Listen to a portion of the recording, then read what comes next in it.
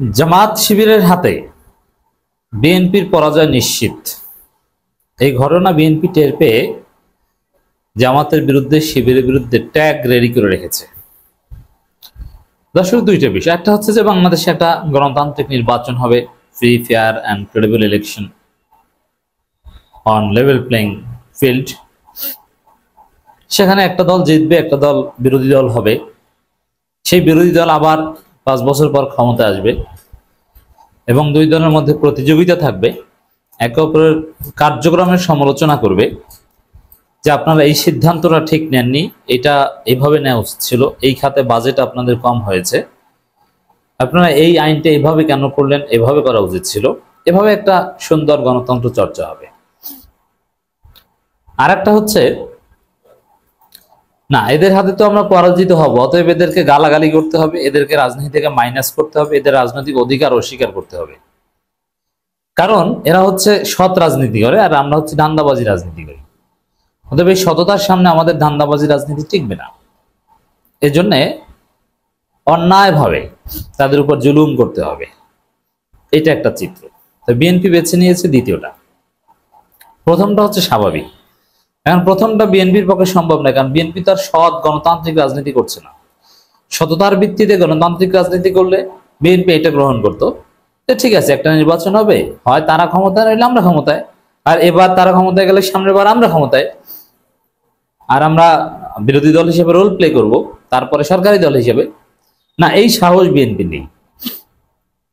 বিএনপির কথা হচ্ছে, হয় বিএনপি ক্ষমতা আসবে, আর জামাত ক্ষমতা আসলেই জামাত স্বাধীনতা বিরোধী, জামাত রাজাকার, জামাত অমুক তমুক। এটা কোনো গণতান্ত্রিক আচরণ না। আপনি জামাতের বিরুদ্ধে রাজনীতি করবেন, জামাতের কার্যক্রমে সমালোচনা করবেন, কিন্তু স্বাধীনতা বিরোধী, রাজাকার এসব ফালতু কথা বলা, বুঝতে হবে যে আপনি গণতান্ত্রিক রেইসে স্বাভাবিক সততার প্রতিযোগিতায় জামাতের সাথে পারবেন না, আর এই কারণে এইসব উদ্ভট ট্যাগ আপনি গ্রহণ করছেন। দর্শক, বিএনপির এক পুস্তা নেতা আমিনুল হক, সাবেক ফুটবলার, তিনি বলছেন স্বাধীনতা বিরোধীরা ষড়যন্ত্রে লিপ্ত, সবার সতর্ক থাকা জরুরি। দর্শক, এই আমিনুল হক সম্পর্কে একটু বলে নিই। আমিনুল হক সাবেক ফুটবলার এবং যথেষ্ট ভদ্র এবং ভালো একজন নেতা ছিলেন। কিন্তু একজন ভালো এবং ভদ্র মানুষ কিভাবে মজলুম থেকে জালেম হতে পারে, মজলুম থেকে মুক্তি পেয়ে স্বাভাবিক অবস্থা আসলে কিভাবে তার অধঃপতন হয়, তার প্রমাণ এই আমিনুল হক এবং ইঞ্জিনিয়ার ইশরাক। এই দুইজনেই তরুণ নেতা, দুইজনেই ফেসিবাদী আমলে ভালো ছিল, কিন্তু একটু অনুকূল পরিবেশ পেয়ে তারা বিরাট চাঁদাবাজ হয়ে উঠেছে। এই যে ইঞ্জিনিয়ার ইশরাক কিন্তু বড় মাপের চাঁদাবাজ। ইশরাক যেসব লোক পালে, বাংলাদেশের শীর্ষস্থানীয় চাঁদাবাজ, যেমন রবিউল ইসলাম নয়নকে ইশরাক পালে। এই নয়ন হচ্ছে বাংলাদেশের ওয়ান অফ দি টপ চাঁদাবাজ। আপনি অবাক হবেন, এই আমিনুল হকের মতো লোক, যিনি একসময় জাতীয়তাবাদ এবং ইসলামী মূল্যবোধের কথা বলতেন, জিয়াউর রহমান আদর্শের রাজনীতি করতেন একসময়, সেই আমিনুল হক এখন চাঁদাবাজি করেন। ঢাকা উত্তর সিটি কর্পোরেশনের একটা বিরাট অংশের চাঁদাবাজি পুরোপুরি আমিনুল হক নিজে নিয়ন্ত্রণ করেন। তার বিরুদ্ধে চাঁদাবাজির কেস আমি নিজে দেখেছি। আওয়ামী লীগ এমপির একদম ক্যাশিয়ার, সে এখন আমিনুল হকের ক্যাশিয়ার। মিরপুরের একটা অংশের চাঁদাবাজির দেখভাল করার দায়িত্ব নেয়। বিভিন্ন ডেভেলপার কোম্পানি আওয়ামী লীগের, তারা আওয়ামী লীগের পাওয়ার ব্যবহার করে সাধারণ মানুষের জায়গা জমি ঠকিয়ে খেত, দখল করত। এখন সেই জমির মালিকরা ভেবেছিল যে এখন তো আওয়ামী লীগ পালিয়েছে, এবার আমরা ন্যায্য অধিকার পাবো। কিন্তু না, ওই ডেভেলপার এখন ওই আমিনুল হক নিয়ন্ত্রণ নিয়েছে, তার লোকজন, তারা আগের মতো নির্যাতন করে, কোনো কোনো ক্ষেত্রে আগের চাইতে বেশি করে, মানুষকে ঠকিয়ে খায়। মিরপুর অঞ্চলের খবর। তা আমিনুল হক কিন্তু একজন ভয়ঙ্কর চাঁদাবাজ।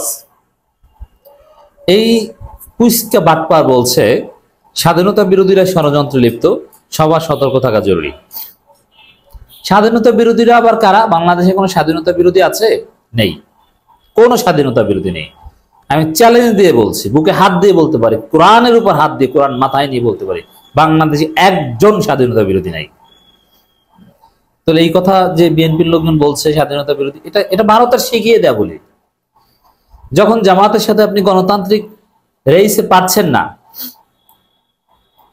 গণতান্ত্রিক যে সমালোচনা পদ্ধতি সেই জায়গাগুলোতে যখন আপনি হেরে যাচ্ছেন, আপনি যখন নিশ্চিত যে না কোন দিক থেকে তো জামাতের সাথে পারবো না, মেধায় পারবো না, মননে পারবো না, যোগ্যতায় পারবো না, এমনকি মারামারিতেও পারবো না, তাহলে কি বলা যায়? ওই একটাই বলা যায়, ভারত শিখিয়ে দিয়েছে, ওদের আব্বা শিখিয়ে দিয়েছে স্বাধীনতা বিরোধী। অথচ আজকে যারা জামায়াত ইসলামী রাজনীতি করে তারা কারা? তাদের জন্ম ৭১-এর পর, তাদেরকে বলে স্বাধীনতা বিরোধী। আর যাদের জন্ম ৭১-এর আগে বা ৭১-এর স্বাধীনতা বিরোধিতা করেছিল, তারাও কেউ ৭১-এর ১৬ ডিসেম্বরের পর স্বাধীনতা বিরোধী না। অথচ মানে বিএনপির বিরুদ্ধে যারা বলবে তাদের মধ্যে তো বিভিন্ন গোষ্ঠী আছে। এখন জামাত বাদে অন্য কোনো গোষ্ঠী কার্যকর না। যেমন আওয়ামী লীগ চাইতো সংসদে তাদের সমালোচনা হোক, বিভিন্ন জায়গায় তাদের গালাগালি হোক, এর মাধ্যমে তারা দেখাতো এই যে দেখেন আমাদের কত সুন্দর গালাগালি করে, যা ইচ্ছা তা বলা যায়। যেমন আওয়ামী লীগ আমলে চরমোনাই একদম ল্যাংটা করে দিত শেখ হাসিনাকে, কিন্তু চরমোনাইকে কিচ্ছু বলতো না। আবার বামরা কঠিন সমালোচনা করতো, কিচ্ছু বলতো না। ঢাকা বিশ্ববিদ্যালয়ে বসে বামরা সমালোচনা করতো, কিচ্ছু বলতো না। আরো বিভিন্ন জায়গায় ছোট ছোট কিছু দল প্রচুর সমালোচনা করতো, কিচ্ছু বলতো না, কারণ ওইগুলোই চাইতো। আবার সংসদে রুমিন ফারহানারে সমালোচনা করতো, কিচ্ছু বলতো না। কিন্তু মাঠে বিএনপি জামাত ইঙ্গিতে কিছু বললো এদেরকে জেলে দিত, গুম করতো। এইভাবে বিএনপির বিরুদ্ধে আরো অনেকে বলবে, এতে বিএনপি কিছু আসে যায় না, বরং বিএনপি এটা চায়। কিন্তু জামাত কিছু বললেই স্বাধীনতা বিরোধী, কারণ জামাতের হাতে বিএনপির পতন হবে, বিএনপির পরাজয় হবে, নির্বাচনে জামাতের কাছে পরাজিত হবে, ডাকসু সহ বিভিন্ন ছাত্র সংসদ নির্বাচনে শিবির হাতে ছাত্রদল পরাজিত হবে, মেধা যোগ্যতা সব গণতান্ত্রিক কম্পিটিশনে শিবিরের কাছে পরাজিত হবে ওরা।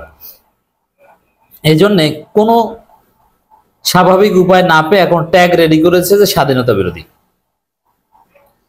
এর ফলাফল হিসেবে আমি যেটা বলতে চাই, এই স্বাধীনতা বিরোধী রাজাকার এই সব উল্টা ট্যাগ দিয়ে জামাতকে যদি আওয়ামী লীগ রাজনৈতিকভাবে মোকাবেলা করতো, তাহলে আওয়ামী লীগ এভাবে পালাতে হতো না, তারা একটা ফেয়ার ইলেকশন দিলেই হতো। কিন্তু না, তারা সেদিকে যায়নি। তারা স্বাধীনতা বিরোধী রাজাকার, বাচ্চারা কি রাজাকার, রাজাকারের নাতিপুতি। ওই স্বাধীনতা বিরোধী রাজাকার এই ট্যাগ দিয়ে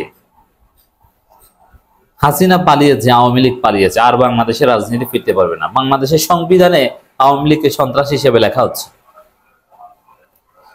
অতএব বিএনপির পরিণতি ওইটি হবে। বিএনপি যদি স্বাভাবিক গণতান্ত্রিক রেজ বাদ দিয়ে এই আমিনুল হক সহ এরা যেটা বলছে যে বিএনপির বিরোধিতা করলেই স্বাধীনতা বিরোধী ট্যাগ দাও, স্বাধীনতা বিরোধী ষড়যন্ত্র, রাজাকারদের ষড়যন্ত্র, এই পথে যদি জামাতকে মোকাবেলা করতে চায় তাহলে বিএনপির পরিণতি হবে আওয়ামী লীগের মতো, টুডে আর টুমরো।